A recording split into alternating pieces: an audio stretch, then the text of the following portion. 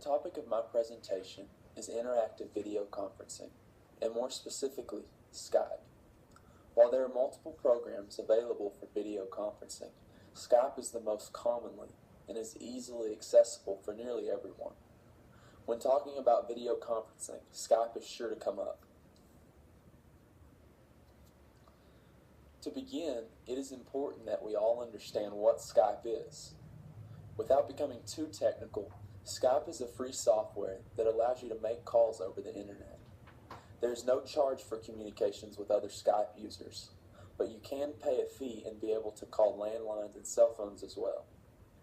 Even though we are focusing on the interactive video conferencing function of the program, Skype also has other uses such as instant messaging and file transfers.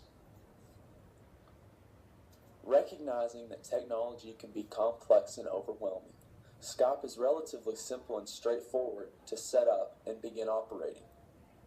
Before you start, you'll want to make sure you have a good internet connection, speakers, a microphone, and a webcam.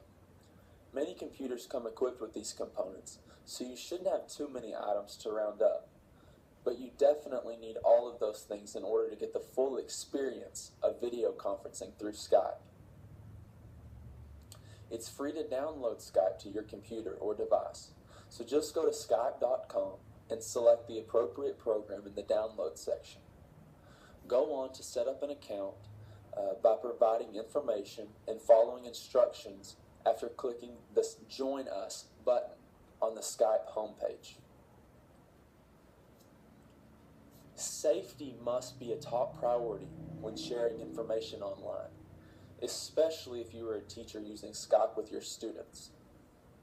Be aware, and be sure students are aware of cyber safety practices.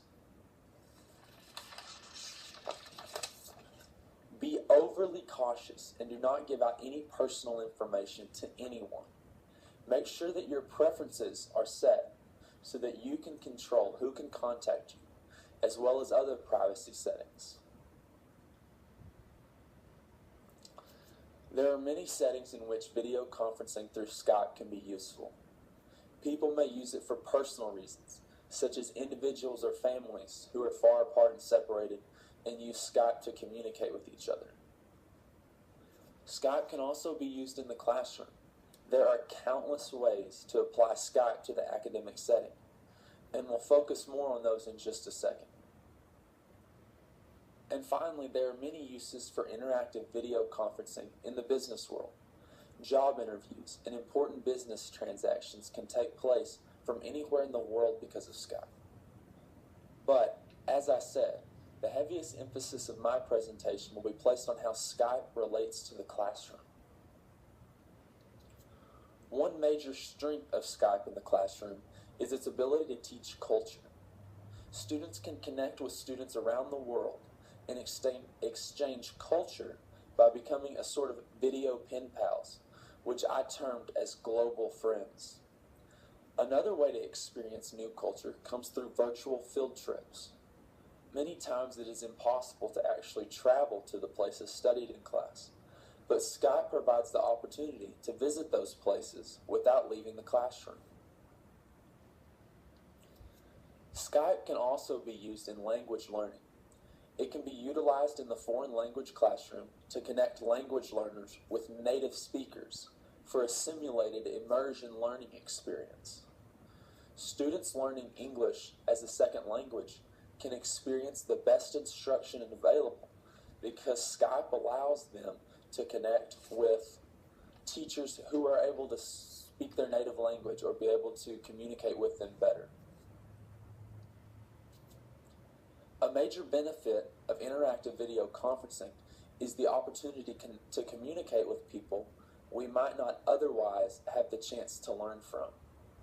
There are many lectures, workshops, or conferences that students could learn a great deal from, and now Skype presents us the ability to attend those engagements without having to go through the hassle of all the logistics to get there. Oftentimes, experts, celebrities, authors, etc. are more than happy to talk with students, but they just don't have time in their schedule to take a whole day or multiple days to travel and come to the school.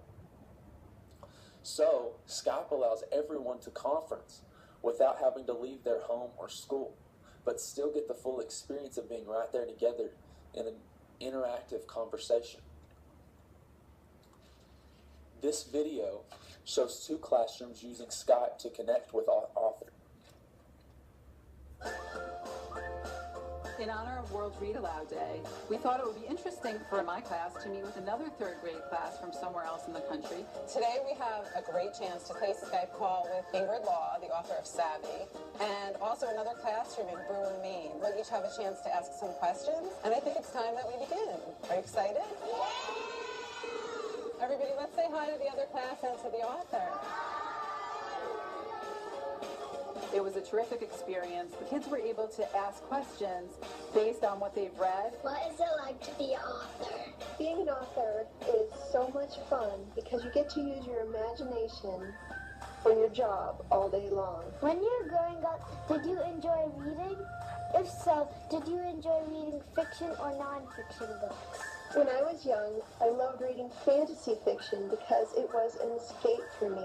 Having the interaction with the other classroom, in addition to the author, made the whole experience really come together for everybody. My class asked 3 questions and the other class asked 3 questions. It was cool because I've only talked via Skype with one person at a time instead of 2 different people at the same time.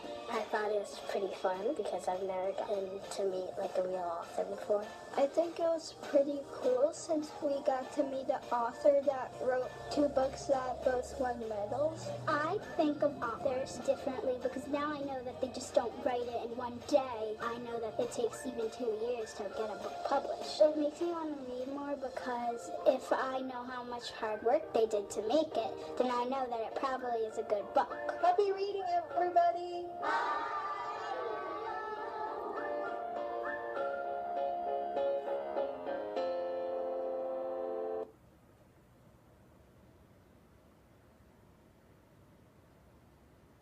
With the recent push for the Common Core state standards, we must consider how everything we do in the classroom works to help students achieve those Common Core expectations.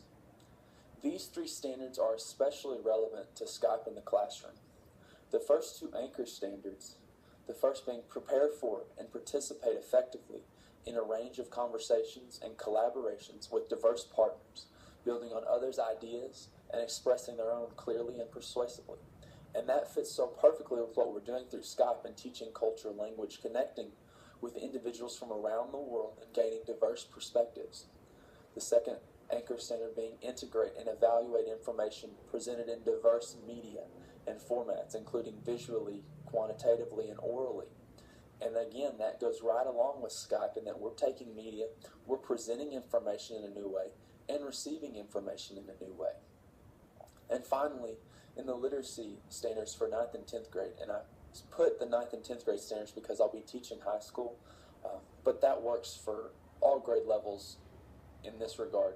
Initiate and participate effectively in a range of collaborative discussions, one-on-one, in groups, and teacher-led, with diverse partners in grades 9 and 10, topics, text, and issues, building on others' ideas and expressing their own clearly and persuasively.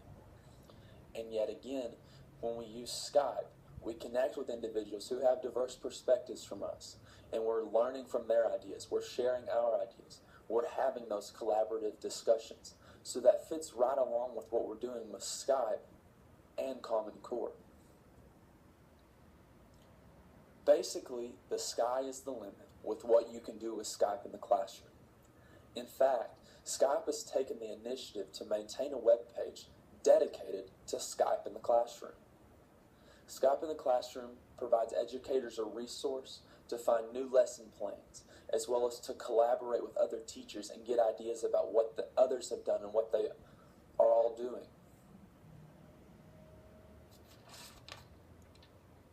Another incredible resource for teachers is the 50 awesome ways to use Skype in the classroom. This webpage lists 50 applications of Skype in the classroom and links from those ideas to other web pages or more detailed descriptions of using Skype. There are several uses of Skype that this webpage presents that can be applied to nearly any classroom.